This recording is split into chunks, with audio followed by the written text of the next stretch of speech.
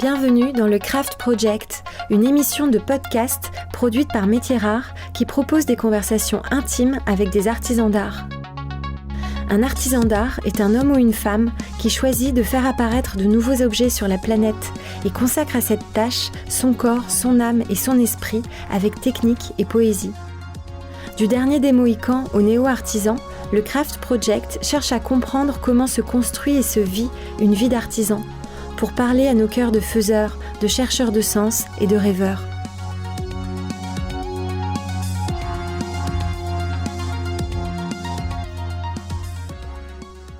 Merci. Vous êtes des dizaines de milliers à nous écouter.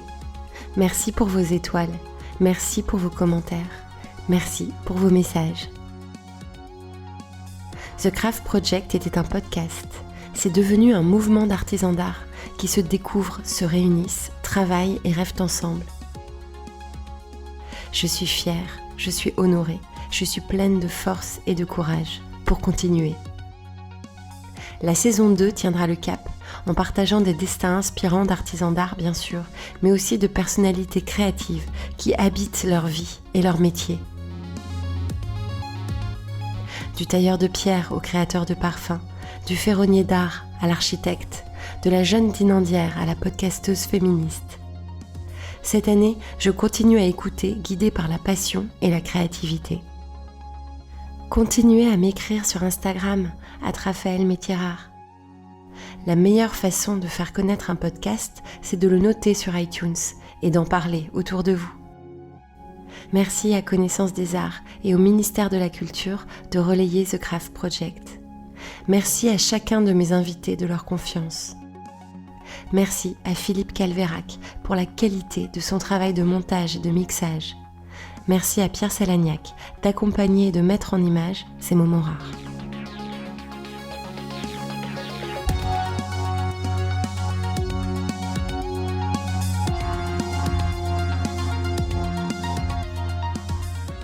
Je suis Raphaël Métiers Rares et aujourd'hui, j'interroge Victor Guédy.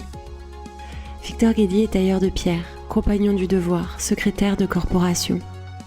Victor Guédy a une formation de philosophe. Après un tour de France initiatique, sa quête de liberté et de vérité l'a mené vers la vie manuelle et spirituelle d'un tailleur de pierre. Il promène ses questions dans la matière, dans son rôle de meneur d'hommes, dans son investissement au service des métiers d'art. Érudit et concret, innocent et sage, fragile et puissant. Bienvenue dans la tête d'un tailleur de pierre.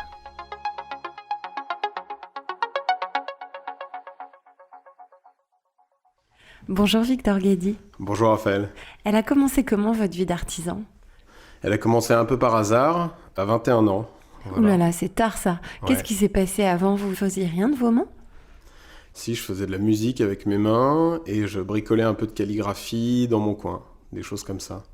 Pas d'artisans autour de vous ? Pas d'artisans autour de moi, plutôt des traces d'artisans et puis des musiciens dans ma famille. C'est quoi une trace d'artisan ? C'est des souvenirs ou des indices que j'ai pu voir ou redécouvrir après en y repensant, que j'ai découvert quand j'avais 15 ans, 16 ans, 14 ans. C'est des bouts de cailloux vus dans des musées, c'est une petite gravure de Saint Thomas qu'avait ramené mon cousin de Valence, des choses comme ça. Alors à 21 ans, qu'est-ce qui s'est passé ? Qu'est-ce qui s'est passé à 21 ans ? Qu'est-ce qui s'est passé avant, en l'occurrence ? En fait, j'ai été en fac de philosophie pendant 3 ans, après mon lycée. Et c'est plutôt autour de 19 ans que je me suis rendu compte que j'avais besoin de faire quelque chose de manuel et que ma place n'était pas en philosophie ou que je me destinais pas du tout à vivre dans un milieu universitaire, mais bien plutôt à mettre en pratique la philosophie ou à écouter ce que la philosophie avait à me dire. Et la philosophie, elle vous disait ça ? Elle vous disait fabrique, fais ? La philosophie, elle m'a permis de me recentrer sur moi-même et plutôt de voir ce que j'avais besoin de faire. Ça a été un peu plus tôt dans ma vie. Mes années d'études ont été une sorte de pause philosophique qui m'ont permis de chercher ce qui pouvait être le mieux pour moi, pour être homme, voilà. J'étais un peu empoté, on va dire. Ouais. Pas empoté de l'imagination ou de l'intellect, mais manuellement, vraiment, je savais pas tenir un marteau, ce genre de choses. Disons que je savais pas du tout bricoler, quoi. Et j'avais le besoin énorme de me sentir homme, mais dans ce que ça a d'humaniste.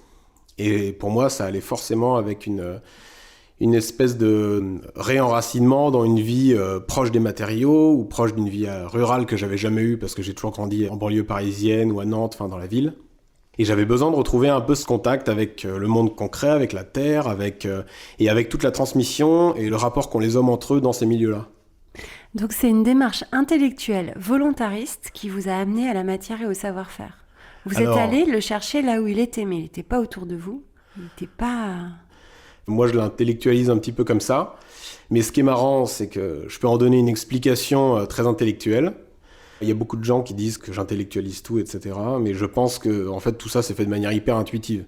J'ai aucune idée de la raison pour laquelle je suis parti en taille de pierre, par exemple. Je ne sais pas du tout pourquoi. Mais c'était évidemment ma prochaine question. Pourquoi la pierre ? Pourquoi la pierre ? Eh ben, j'en sais rien. Pourquoi la pierre ? Je ne sais pas du tout. La pierre me fascine et je parlais tout à l'heure d'indices. Tous les indices que j'ai pu découvrir étaient des indices en pierre. Je me rappelle par exemple d'être allé dans une abbaye en Vendée où il y avait un mascaron sculpté fait par un compagnon de l'Union compagnonique. Et ce mascaron me parlait vachement. C'était une abbaye dans laquelle Rabelais avait séjourné. Et ça me parlait aussi. Il y avait une ambiance médiévale, une ambiance Renaissance qui me parlait vachement. Le matériau me parlait, son grain me parlait. Voilà. Il y a tout un rapport aussi aux églises et aux monuments historiques qui m'a toujours fasciné. Et la pierre porte tout ça. Mais alors justement, à 21 ans, vous êtes dit « je veux être dans la matière, je veux devenir un homme qui fait ». Par quoi vous avez commencé ? Vous êtes allé voir qui ? C'est ça qui est un petit peu étonnant, c'est que tout ça s'est fait complètement par hasard. Je cherchais à 19 ans quelque chose qui me permettrait de mettre en pratique mes mains, de faire quelque chose de ma vie, d'être dans l'action et plus dans la contemplation comme je l'étais avant. Et ce qui m'attirait était tout ce qui était vieux. C'est assez paradoxal, c'est assez marrant, mais avec une espèce d'antimodernisme que j'ai appris à nuancer, je voulais vraiment travailler on va dire d'abord dans la restauration. Et au début, je voulais travailler dans le livre ancien. Et le livre ancien me parlait beaucoup, parce que ça rajoutait déjà quelque chose d'artisanal et de beau dans la matière, dans les papiers, dans la reliure, à un savoir intellectuel. Ça mettait un peu la théorie et la pratique ensemble. Et j'ai fait un stage aux archives départementales de Saint-Lô pendant une semaine. J'avais aidé une libraire de livres anciens du quartier latin au salon du livre ancien au Grand Palais. J'ai fait ce genre de choses. Et en fait, je me suis ennuyé à mourir. Je me suis rendu compte dans le livre ancien qu'il y avait un milieu pour lequel j'étais pas fait en tant que professionnel. Et dans les archives départementales, je me suis cru mourir d'ennui. Vraiment, c'était pas du tout fait pour moi, trier des notes de juristes du XVIIIe siècle. C'était un cauchemar. Et j'ai fait une semaine de stage aux archives et une semaine après, je suis allé faire un stage avec un tailleur de pierre dans la Sarthe et c'était génial. Là, c'était d'un coup toute la mise en pratique de ce que je cherchais. À quoi vous lui avez servi ? Qu'est-ce que vous saviez faire, vous qui arriviez de votre licence de philo ? Dans son atelier de tailleur de pierre, vous saviez même pas tenir un marteau ?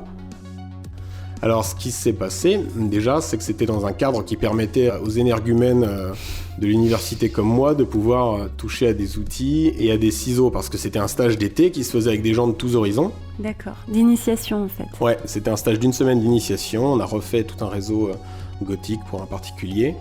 J'ai logé là-bas sur place. On dormait à même le sol, le tailleur de pierre, un formateur là, qui s'appelle Philippe Giraud, et moi, et ça a été un moment super parce qu'on se réveillait le matin tôt, on allait faire du sport ensemble, ensuite on travaillait toute la journée avec tout le monde, et puis le soir, je me rappelle de lui qui jouait des pièces de Bach à la flûte baroque avant de s'endormir, et c'était au milieu des araignées, à même le sol, c'était assez génial. Ouais.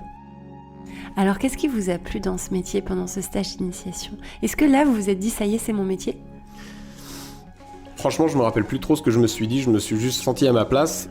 En fait, je pense que je voulais déjà faire ça, j'avais un petit peu cette intuition-là, et là, le stage avait en gros concrétisé ça, quoi. D'accord. Le stage était plutôt une manière de tester mes intuitions et de la prouver aussi à mes parents. Voilà.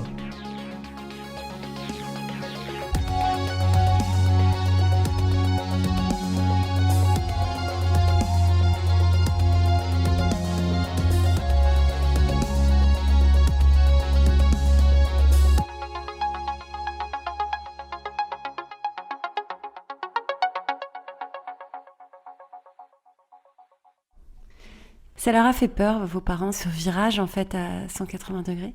Je sais pas trop ce qui leur a fait le plus peur dans toute mon adolescence, de mes 16 ans à mes, on va dire 21 ans. Je sais pas ce qui a été le plus compliqué. Je pense que mes années les plus troubles ont été celles, mettons, de 16 à 19, quoi. Je suis arrivé en fac de philo avec vraiment une espèce de vision hyper pessimiste du monde, hyper déterministe, c'est-à-dire où on se représente soi-même sans aucune liberté. Et j'ai vraiment découvert avec un professeur, avec certains auteurs, j'ai redécouvert la liberté qu'on peut avoir soi et la valeur de la joie. La joie de l'action et de tout ce qu'on peut en retirer de profondément beau, alors que je baignais dans une littérature tragique, pessimiste, déterministe, qui a aussi toutes ses vérités, qui dit plein de choses aussi très belles, mais qui est aussi adorée par les adolescents de tout poil, dont j'étais le premier, quoi. Et donc c'est ça que vous avez prouvé, c'est votre liberté à vous d'inventer votre vie. Ouais, exactement. Comme vous la sentiez. Je sais pas, j'ai redécouvert en fait la signification de la liberté quand j'avais 19 ans. C'est vraiment un truc qui s'est passé où d'un coup je me suis rendu compte que je pouvais être parfaitement libre dans les engagements que j'allais prendre et que je pouvais devenir complètement l'homme que je voulais et que si je le voulais, je pouvais absolument devenir n'importe quoi. Il y a une espèce de barrière qui s'est brisée. Aussi parce c'est assez curieux, il y a eu une rupture sentimentale au même moment et il y a eu un moment donné où dans ma vie j'ai eu l'impression qu'on m'ôtait des chaînes et ça a été une espèce d'un coup de découverte de la volonté de vie comme ça qui permet d'avancer et de conquérir tout ce qu'on a envie de conquérir. Et alors donc cette matière, ce savoir-faire à la taille de pierre, est-ce que vous pouvez nous l'expliquer ? C'est quoi ce métier ? C'est quoi être un tailleur de pierre aujourd'hui ? Parce qu'on imagine un peu ça au Moyen-Âge, très bien, on fait des cathédrales, mais aujourd'hui c'est quoi un tailleur de pierre ? Un tailleur de pierre, c'est quelqu'un, je pense, qui est très proche de sa matière, déjà. C'est une matière qui est hyper forte, qui est hyper froide, qui est compacte, dans laquelle on entre, dans laquelle on ne travaille la plupart du temps que par retrait, c'est-à-dire en enlevant de la matière. C'est pas du tout comme de l'argile où on peut rajouter, ou comme du métal où on joue à l'alchimiste. La pierre, c'est une espèce de roche qu'on taille, et puis qu'on arrête de tailler une fois que la forme est obtenue. Et ça attire des gens vraiment spécifiques. Voilà, il y a quelque chose. Spécifique comment ? Comment on reconnaît un tailleur de pierre ?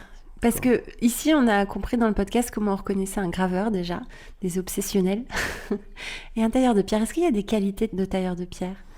Je pense que les tailleurs de pierre sont patients. Ouais. Et les tailleurs de pierre ont tous un peu une fibre spirituelle, je pense. Sur le Tour de France, chez les compagnons, ils sont toujours vus comme des poètes. Et c'est super drôle parce que l'habit fait toujours le moine, c'est toujours vrai.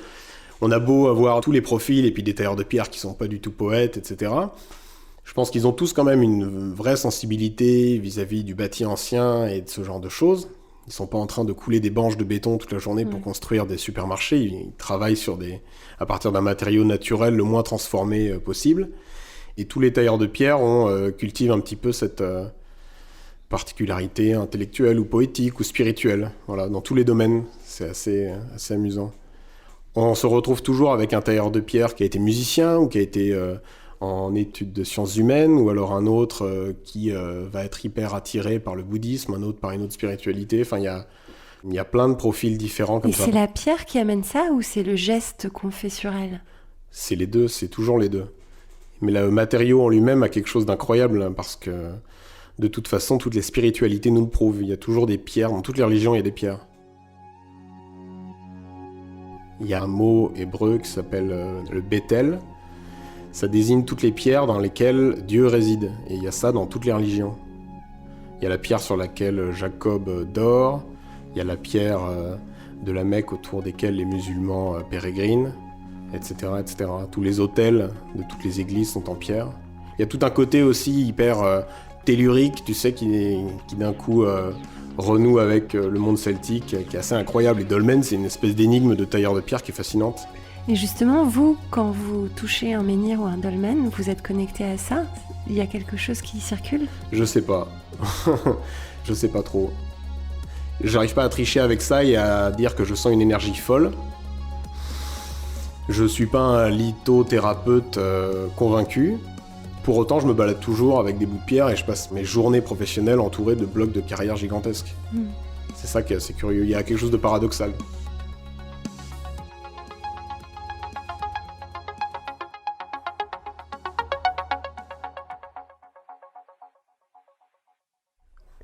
Ça, c'est une question que je vous pose, mais je connais la réponse. Vous êtes très croyant vous-même ? Oui, je le suis, c'est en dents de scie, c'est assez curieux, c'est-à-dire que j'ai grandi dans une ambiance à la fois pas du tout religieuse et en même temps très religieuse par certaines parties de ma famille. Il y a eu des gens très pieux dans ma famille. Mon grand-oncle était prêtre, mais était surtout un organiste incroyable. Enfin, c'était le maître de chapelle de Notre-Dame de Paris. Et cette personne-là a toujours été une espèce de modèle dans ma vie, par la sérénité qu'elle dégageait, et par la profondeur, et puis par ses gestes, parce que je l'ai entendu jouer de la musique, c'était grandiose. C'était vraiment quelqu'un de profondément doux, et je pense qu'il y a une espèce de témoignage humain dans la pratique intellectuelle et manuelle d'un instrument de musique qui m'a vachement inspiré, qui nous a tous inspirés dans ma famille. Et c'est plus cette flamme-là qui l'habitait, cette religiosité-là à laquelle je me sens connecté. Son témoignage de foi me parlait énormément. Et donc, il y a eu dans ma vie des moments très compliqués pour ma vie de foi, et des moments où ça a été très limpide. J'ai habité en Écosse pendant 1 an, c'était une espèce de période incroyable. C'était mon tour de France chez les Compagnons, ça a été épique. Enfin, il y a eu des moments vraiment hyper forts, hyper solitaires, et mon année entière en Écosse a été superbe parce que j'étais dans la solitude la plus complète. Ça a été ma retraite. Je voulais partir au nord, j'ai été le plus au nord possible, complètement isolé de tout le monde. Et ça a été absolument génial. Et là, il y a eu des moments spirituels hyper forts. Ouais. Alors justement, on a commencé à parler un peu des Compagnons, mais dans cette quête de liberté, ça paraît paradoxal comme ça de l'extérieur que vous ayez embrassé une communauté qui de l'extérieur paraît un peu stricte, normée, organisée. Et c'est là que vous êtes allé vous réfugier, c'est là que vous êtes allé exprimer votre liberté. C'est intéressant. Ouais, c'est hyper intéressant et c'est surtout très riche d'enseignements, je pense, parce que je pense avoir compris à 19 ans quelque chose qui me sert encore et qui me servira toute la vie. C'est une vraie conception juste de la liberté. J'étais à la fac pendant 3 ans et à la fac, je n'ai eu aucun repère. Ça m'a sûrement servi pour fonder des choses très profondes, mais à la fac, j'étais un peu laissé pour compte. Aussi parce que je me laissais pour compte, mais j'avais besoin d'un cadre, d'un enseignement qui soit prodigué vraiment de maître à disciple, avec une vraie discipline, et j'ai senti très tôt que la liberté, elle s'exprimait au sein d'un cadre qu'on choisissait. Et ça, il y a déjà Baudelaire qui l'avait théorisé à propos de sa poésie. C'est pas une posture, c'est-à-dire que c'est pas une posture, c'est pas quelque chose d'incongru que de dire ça. À la fac, j'étais vraiment dans une espèce de liberté désordonnée où je pouvais faire tout ce que je voulais. Et au final, j'ai rien fait du tout. Et j'avais des professeurs, notamment un professeur allemand qui était absolument génial, qui s'appelle Patrick Lang, qui l'est toujours, j'imagine, et qui défendait vraiment cette espèce d'enseignement très exigeant, de maître à disciple, et lui rêvait de ces vieilles universités anglaises où un maître professait à ses quelques disciples assis autour de lui, etc. Et il y a vraiment quelque chose de cet ordre-là que j'ai cherché et que j'ai complètement trouvé chez les Compagnons. La première fois que je suis arrivé chez les Compagnons, je savais très bien pourquoi j'y allais, et j'y ai trouvé exactement ce que je cherchais, c'est-à-dire une vie en communauté avec une règle qui nous structurait, et puis une liberté qui s'exprimait avec des règles à respecter, et au sein de ces règles-là, on était hyper heureux, et tous ensemble surtout. Et alors justement, tous ensemble, on a podcasté Pierre-Yves Guénec, qui est votre frère compagnon, mais un peu votre frère en vrai, en réalité. Vous êtes rentrés dans le compagnonnage ensemble, vous êtes guidés l'un l'autre ? Ouais, c'est assez drôle parce qu'on a fait les 400 coups ensemble de 16 à 21 ans. On s'est rencontrés via la musique, on a fait de la musique ensemble, on a fait plein de choses, créatives, dans le bien comme dans le moins bien. Et on est partis ensemble sur le tour, mais même dès nos 18 ans, en fait, on a eu des parcours différents. Moi, je suis parti à la fac pendant 3 ans, lui, il est parti aux Beaux-Arts à Paris, puis à Nantes, etc. Mais on est partis ensemble chez les Compagnons, ouais. Et on s'est toujours un peu suivis. On n'a pas fait de ville ensemble, et on n'a pas fait de stage ensemble. On s'est toujours suivis un peu d'une année sur l'autre. Voilà. Il était en Angleterre une année, moi, je suis parti quasiment au même endroit une année après, etc. Un peu comme ça pour toutes les régions, ouais. Jusqu'à vous retrouver aujourd'hui au sein des Ateliers Saint-Jacques. C'est ça. Exactement. On s'est retrouvés en formation ici, l'année où moi j'ai fait mon chef-d'œuvre ici, et ça a été super, ouais.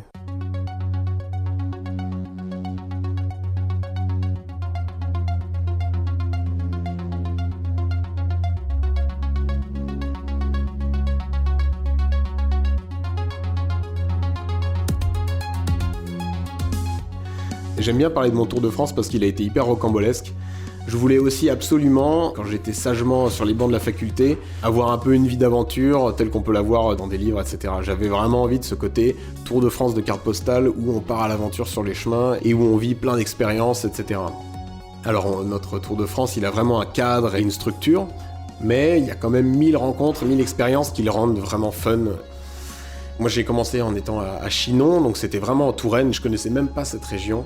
Et c'était absolument merveilleux parce que j'ai travaillé dans une entreprise où on allait sur les chantiers, on voyait vraiment des beaux chantiers sur des châteaux, des choses comme ça. Ensuite, je suis parti à Troyes et là, c'était pareil. Chaque chantier, c'était une visite patrimoniale. Ensuite, je suis parti en Écosse pendant 1 an et là, j'étais en déplacement dans toute l'Écosse. J'ai travaillé sur des îles pas possibles en dormant en caravane. On travaillait, je me rappelle, 12 heures par jour et puis ensuite, on dormait. Je dormais avec des Irlandais dans une caravane, mais vraiment en face d'eux, quoi. Il n'y avait pas de frontières et on travaillait 10 jours d'affilée, et ensuite on revenait 4 jours à terre. Et donc c'est que 10 jours d'affilée, qu'on travaillait le vendredi, le samedi, le dimanche, ça paraissait normal, la semaine était répartie comme ça. Mais eux, le vendredi soir par exemple, ça restait la fameuse Friday night, et donc tous les vendredis, ils faisaient la fête comme s'ils étaient sur un week-end, et ils faisaient la fête jusqu'à 8h du mat, quoi. Alors qu'on était censé travailler le lendemain à 8h du mat. Et moi j'étais à 1m52 sur la banquette d'en face et ça a été comme ça pendant tout le séjour. Ensuite ils ont eu un accident avec le camion, ensuite on a failli louper le ferry, on en a loupé un premier, enfin ça a été incroyable, hein. C'était à la fois super navrant en y étant et en même temps ça a fait des histoires géniales à raconter, quoi. Donc il y a eu ça, ensuite je suis rentré en France l'année d'après. Et j'ai pu travailler sur le phare de Cordouan aussi grâce à un de mes anges gardiens, là, Morgane Robin. Le phare de Cordouan, il est dans l'estuaire de la Gironde. Il est à 10 km des côtes, donc on embauchait tous les lundis en hélicoptère et on dormait sur le phare pendant toute la semaine. Incroyable. Ça, c'était vraiment génial et on y a dormi pendant tout le mois de janvier-février, qui est la période des tempêtes. Donc il y avait toutes les tempêtes, il y a eu un soir où il y a des vagues qui ont décroché une grosse partie de notre échafaudage, avec les bâches qui ont commencé à s'envoler, il a fallu... Alors là, j'étais ravi, j'étais en plein dans le romanesque que je voulais vivre. Je sais pas si j'en étais à la hauteur, peut-être que mes anciens collègues en écoutant le podcast vont être navrés d'avoir, en se rappelant la réalité de la situation. En tout cas, ça m'a fait des souvenirs incroyables. L'année d'après, j'ai été chez une dame qui était une paysanne de Saintonge qui était adorable, qui s'appelait Arlette, qui avait 86 ans, qui avait un amour de ses bêtes impressionnant. On était 5 jeunes chez les compagnons chez elle. Il n'y avait pas une journée qui n'était pas rocambolesque, quoi. C'était super drôle parce que cette dame avait une vie profondément tragique avec des drames ruraux, on lui avait brûlé ses hangars, ensuite il y avait une espèce de vieille sorcière qui était venue un soir pour essayer de lui repiquer des outils avec une fausse lettre qu'elle avait écrite, enfin c'était assez génial. Et l'année d'après, je suis parti en Lozère, où là c'était une année de dingue à faire de la pierre sèche dans les Cévennes, dans les gorges du Tarn, dans les gorges de la Jonte, etc. On s'est retrouvés à graver des menhirs, enfin c'était assez... À graver des menhirs, on a le droit de faire ça ? C'était pas un menhir qui était fait, en fait, on avait fait un monument aux morts pour une petite commune et on s'est retrouvés à graver, du coup... Ah oui, vous avez fabriqué un menhir. On a fabriqué un menhir, ouais, sur lequel on a gravé plus de 1000 caractères pour un monument aux morts, enfin c'était... Puis plein de choses comme ça. Il y a eu tout un tas d'anecdotes avec la neige en Lozère, j'ai eu un accident de voiture, pas possible, enfin c'était... Un tour de France, quoi. Ouais, un tour de France, c'était épique. Et vous écrivez un peu vos aventures ? Vous avez un journal ? Ouais, je l'ai eu pendant un bon moment, j'avais fait même pas mal de récits photos, etc. Et puis j'ai un peu faibli, donc il faudrait que je prenne le temps de le faire, ouais, de le refaire calmement. Je me rappelle pas mal et j'ai pris beaucoup de photos de tous ces moments-là.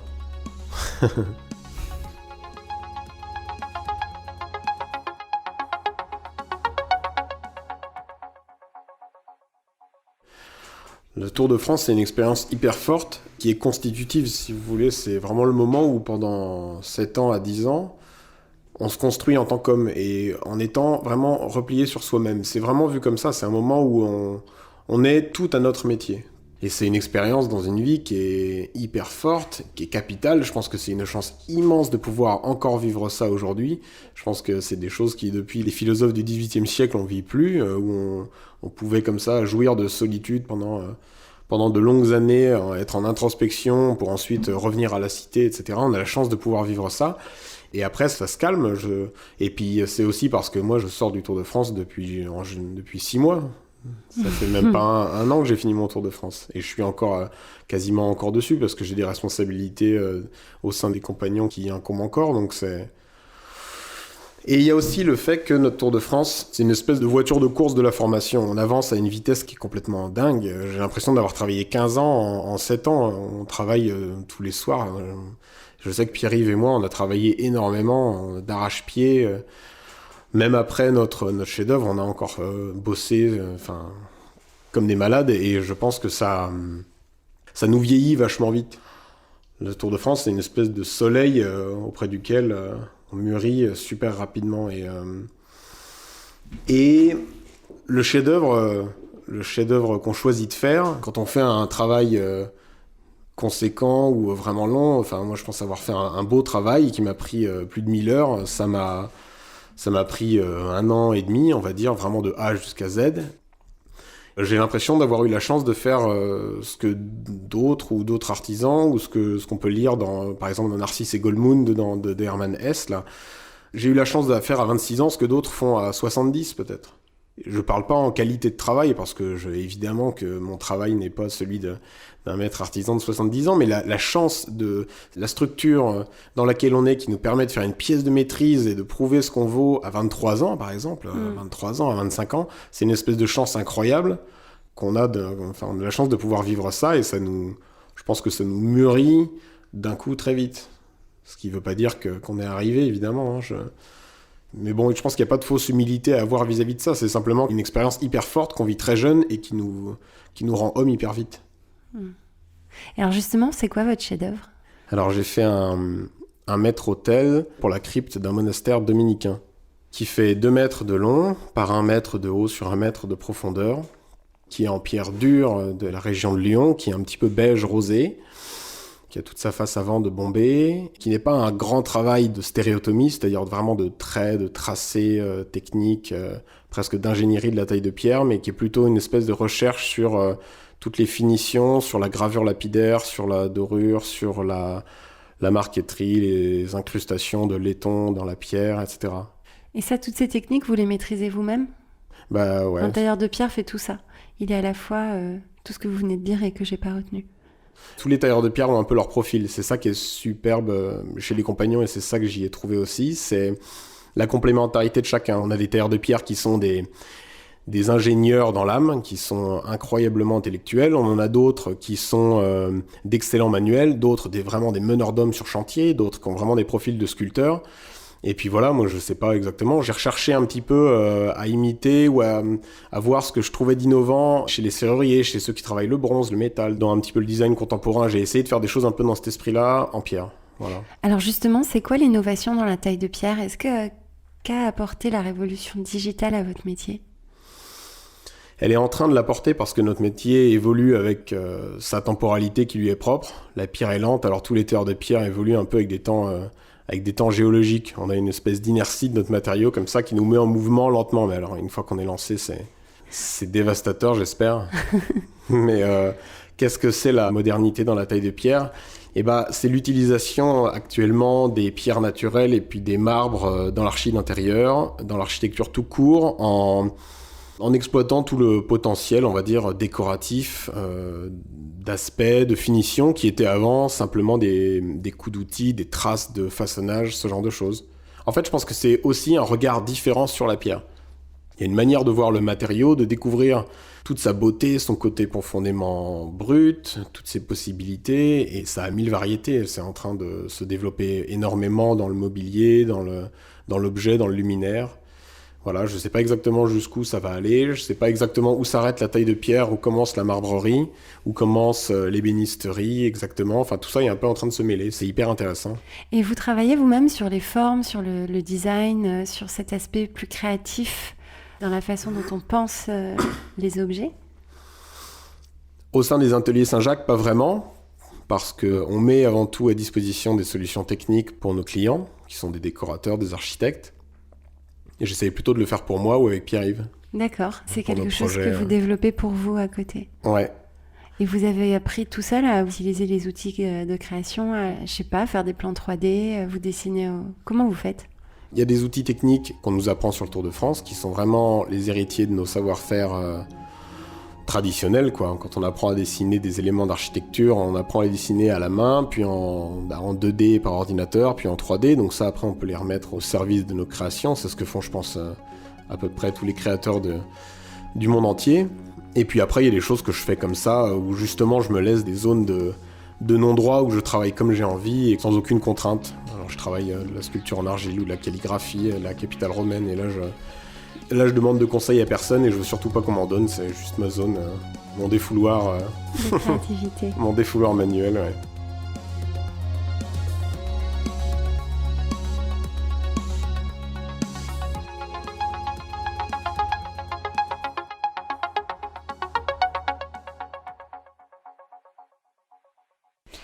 Est-ce que la philosophie est toujours présente dans votre vie ?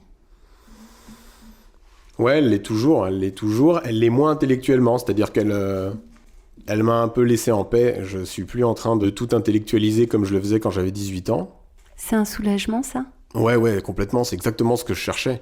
Je cherchais juste à arrêter de regarder le plafond en ruminant. Et je pense que quand on a la chance de trouver sa place dans des métiers manuels, on a une chance immense parce que ça nous permet de nous délester l'esprit d'une certaine manière quand on travaille. Ouais, ça, c'est incroyable. Délester l'esprit de sa condition humaine ? Non, pas de sa condition humaine, mais plutôt des mauvais aspects de la vie intellectuelle, de tout ce qu'il peut y avoir de parasitaire. Ah, tout ça. Vous avez mal où le soir après une journée à l'atelier ? Après une journée à l'atelier, j'ai mal au rein. J'avais surtout mal, j'étais fourbu. Surtout fourbu, une espèce de douleur générale. Et je travaille plus dans les bureaux depuis 6 mois, alors maintenant j'ai mal au crâne. Ça vous manque pas trop de toucher la matière ? Si, ça manque pas mal. Ça manque pas mal. Après, dans la mesure où je n'ai pas connu que ça, et où j'ai quand même passé 3 ans à m'arracher les cheveux sur des textes de Kant et d'Aristote, je suis content de retrouver ça également, c'est un nouveau défi. Est-ce que vous auriez aimé, en fait, qu'on vous propose d'approcher la matière plus tôt dans votre parcours de formation ? Ouais, ça c'est évident. Que j'aurais peut-être pas eu le même chemin ou que les choses se seraient déroulées différemment si j'avais pu, dès même le collège ou le lycée, travailler manuellement, ouais. Ouais.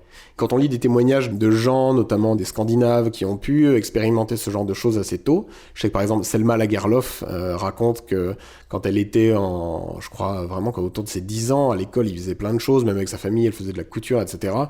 Ça lui a donné, je pense, vraiment une espèce de confiance en elle et ça l'a simplement maintenue dans une humanité un peu complète, quoi. Moi, le fait de n'avoir jamais fait ça jusqu'à mes 18 ans, sauf pour mes gribouillages calligraphiques ou de la musique ou des choses comme ça, c'était un peu se priver d'une dimension complète de l'être humain. Enfin, c'est évident, c'est les gens qui sont complètement déracinés, qui ne sont jamais allés à la campagne ou qui n'ont jamais, je sais pas moi,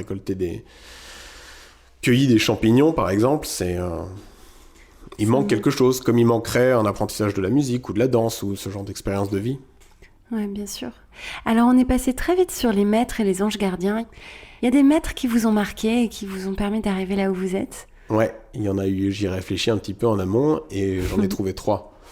Il y a eu ce professeur de philosophie qui s'appelle Patrick Lang, et était celui qui était le plus rigoureux, quoi, simplement, enfin, à mon goût, qui était prof de philosophie de l'existence et qui était une espèce d'apôtre de la joie, de la liberté, et qui se battait un peu contre tous les auteurs négatifs ou tragiques. Et lui était assez génial parce qu'il exigeait vraiment de nous des travaux soutenus.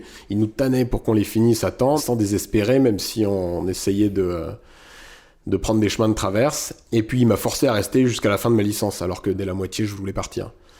Donc il y a eu cet homme-là. Ensuite, il y a eu Philippe Giraud, le tailleur de pierre, qui m'a donné le premier bel exemple de ce qui était pour moi un homme tel que je voulais un peu le devenir, ou en tout cas dans mon métier. Et puis ensuite, il y a eu mon premier responsable quand j'étais apprenti à Chinon, donc chez les Compagnons. Je travaillais pas dans la même entreprise, mais tous les soirs, il nous donnait des cours. Et lui a fait beaucoup pour moi, c'était super, parce qu'on venait pas du tout du même milieu. Et moi, j'arrivais avec toutes mes prétentions et tous mes préjugés et mes airs parfois un peu goguenards, et je me suis pris des belles bâches, et ça m'a fait énormément de bien, c'était vraiment super. Et à côté de ça, on s'est hyper bien entendus, on a travaillé ensemble vraiment autour de la pierre, de projets de pierre ensemble. Et il s'est démené pour moi, c'est-à-dire que moi je travaillais au début dans une entreprise qui faisait tout sauf de la taille de pierre, qui faisait beaucoup de béton, etc. Sans rien enlever à la valeur de ses savoir-faire, c'était pas du tout ce que moi je voulais faire. Et lui, il travaillait dans une super entreprise, et au bout de 6-7 mois, parce qu'il voyait que je me démenais, que je travaillais tous les soirs, etc., il m'a fait embaucher dans son entreprise. Et ça m'a sauvé mon apprentissage, et il m'a même permis de rentrer dans l'entreprise d'après, quasiment, qui m'a après vraiment aussi donné des beaux outils professionnels, quoi. Donc je lui dois énormément, et il s'appelle Morgane Robin, et je suis toujours hyper reconnaissant de ça. Ça, c'est un ange gardien. Ah ouais, vraiment, pour le coup, ça m'a Et alors justement, à propos de milieu, dans votre milieu, celui dans lequel vous avez grandi, c'est perçu comment d'être un artisan, d'être un tailleur de pierre? C'est quoi? C'est folklorique? C'est... Comment on vous voit? Comment on me voit? Je pense que c'est quelque chose qui était un peu inconnu, parce que l'artisanat, avec tout son côté vraiment bâtiment, n'était pas connu. Mais le côté folklorique, en fait, j'ai grandi dedans, parce que mes parents étaient intermittents pendant longtemps. Mon père, il est comédien, il a fait beaucoup de théâtre de rue, et ma mère... a fait beaucoup de décors pour sa compagnie. Et puis quand j'étais enfant, on les a accompagnés sur les tournées au festival de théâtre de rue d'Aurillac, d'Avignon, etc. Donc j'ai grandi un peu dans cet univers de rocambolesque. Donc c'était assez génial. Donc en soi, c'est pas spécialement étonnant d'avoir je sais pas, un profil atypique de plus, mais c'est plutôt le côté vraiment artisanat, où il n'y a aucune créativité qui les a inquiétés, quoi, ce genre de choses. Qui a inquiété surtout ma mère. Mon père était plus serein ou me faisait peut-être confiance, je sais pas. Peut-être que maman connaissait aussi mieux la réalité de ce que ça allait devenir, je sais pas. Vous êtes inquiet, vous, pour votre futur d'artisan, votre futur économique notamment? Non. Non, j'ai jamais été... j'ai été inquiet avant mes 18 ans. Après, à partir du moment où j'ai su à peu près ce que je voulais faire, j'ai plus du tout été inquiet. J'ai trouvé quelque chose qui m'allait parfaitement et ça s'est toujours confirmé. J'ai jamais eu un moment de doute, en fait. J'ai toujours su que je voulais faire ça. Et les finances, enfin, j'ai jamais travaillé pour l'argent, quoi. Donc c'est... J'ai juste envie qu'elles suivent, mais je pense qu'elles suivront de manière correcte tout le temps.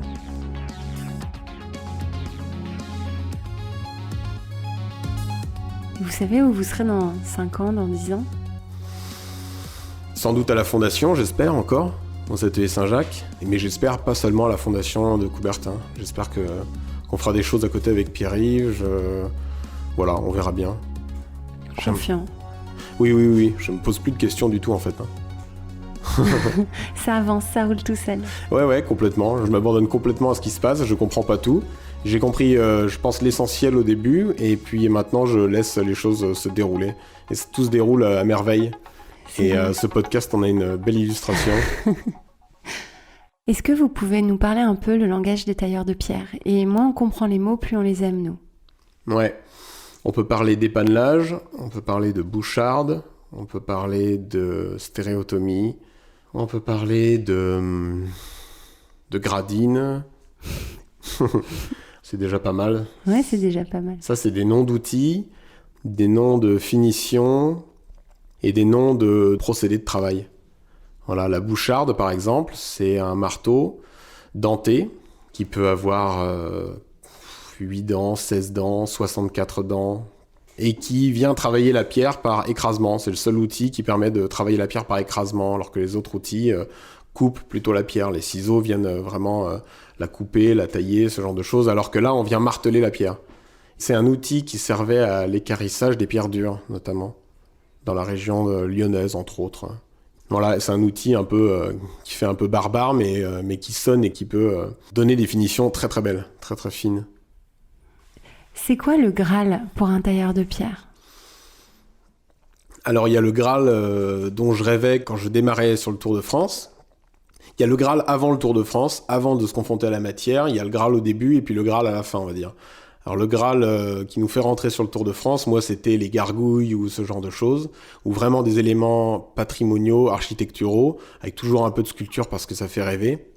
Et puis sitôt qu'on se confronte un peu à la matière et surtout à la réalité de son métier, qui n'est pas celle d'un sculpteur mais bien d'un tailleur de pierre, avec tout ce que ça a de géométrique, et ben le Graal ça devient plutôt des très belles pièces gothiques, comme par exemple un dais gothique, ce genre de choses. Pardon, c'est quoi un dais? Un dais, ça s'écrit D-A-I-S, c'est les sortes de gros chapeaux en pierre qui viennent abriter les sculptures sur les porches d'église. D'accord.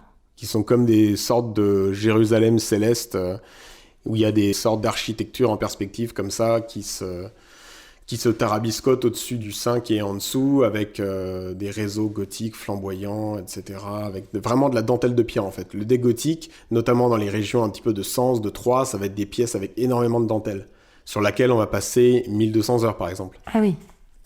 Et ça, nos anciens ont eu la chance de tailler des très belles pièces dans la région de Rouen ou à Cologne ou ce genre de choses, sur vraiment des belles cathédrales, quand il y a eu vraiment des très belles restaurations, et on a un peu moins la chance d'en faire. J'ai pu tailler 2-3 belles bases gothiques qui sont un petit peu dans ce jus-là, Et voilà, donc ça a été des pièces Parce que magnifiques. plus personne ne finance des restaurations de ce niveau? C'est pour ça? Parce que beaucoup de choses ont été restaurées aussi. Ah oui, il n'y en a plus besoin. Non, peut-être qu'il y en a encore besoin, je sais pas. Après, j'ai pas assez de recul, j'ai pas le recul qu'ont nos anciens sur les politiques de restauration, la manière dont elles ont évolué, etc. Mais j'essaye de me dire que c'est plutôt toutes les pierres qu'on a changées qui maintenant seront changées dans 200 ans, j'espère. C'est vrai que c'est un rapport au temps assez exceptionnel, le rapport au temps d'intérieur de pierre. Ouais. Oui, c'est un peu toute notre... c'est peut-être une vanité, hein, mais il y a vraiment quelque chose qui nous parle dans le fait de poser une pierre pour 200 ans, 500 ans et pas pour 10 ans. La décennale, normalement, ça n'a pas vraiment de sens dans notre métier. Mais pourtant, vous signez quand même des garanties décennales, j'imagine. Mais ça doit vous faire rigoler. Pour certains ouvrages, ça nous fait bien rire. Ouais. Oui, c'est ça.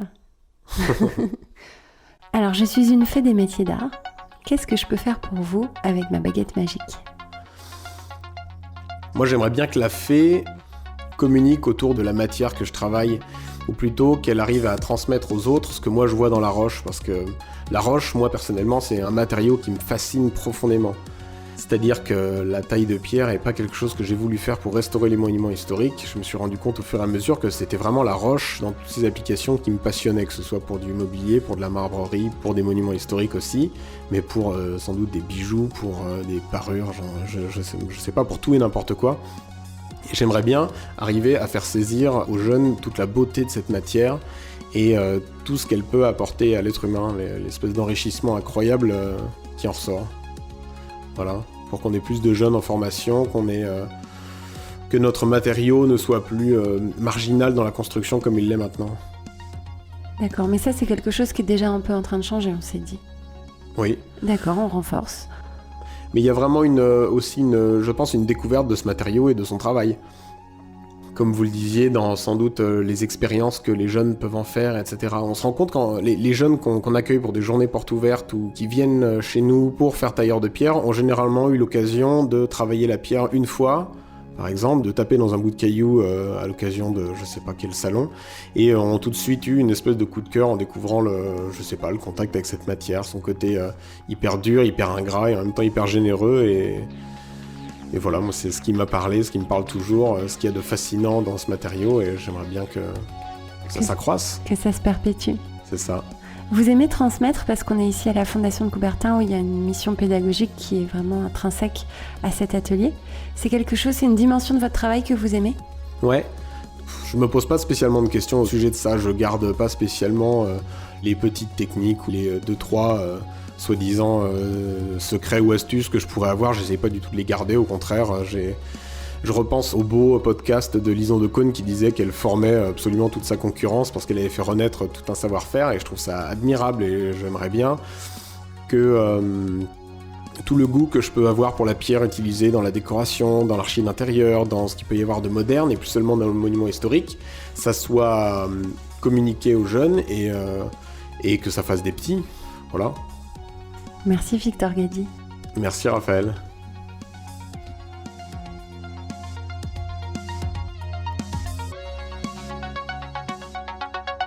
Métiers Rares est un studio de craft thinking.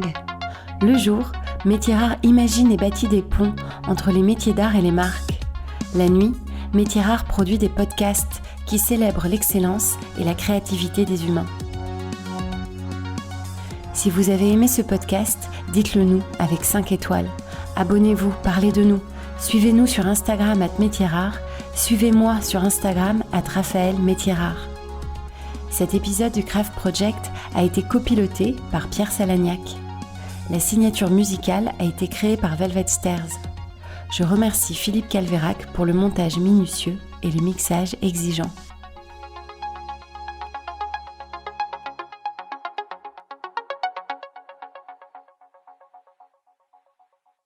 Ça va ? Ouais. C'était très bien. J'aurais aimé parler d'encore plein de choses. Attends, on est là, on bouge pas. Il y a plein de moments, tu vois, où j'ai lu des choses qui m'ont fait énormément de bien dans des bouquins quand j'étais ado, etc. Il y a un auteur qui s'appelle Hermann Hesse, par exemple, qui écrit beaucoup de livres d'initiation, qu'on lit beaucoup quand on est ado, etc. Je suis en train un petit peu de compiler tous ces textes-là. Je me dis que ça pourrait être intéressant de les mettre à disposition ou de communiquer autour de ça, tu vois, il y a tout un... Complètement. C'est une très bonne idée de faire un ouvrage, un recueil en fait des textes qui toi t'ont guidé vers cette vie-là.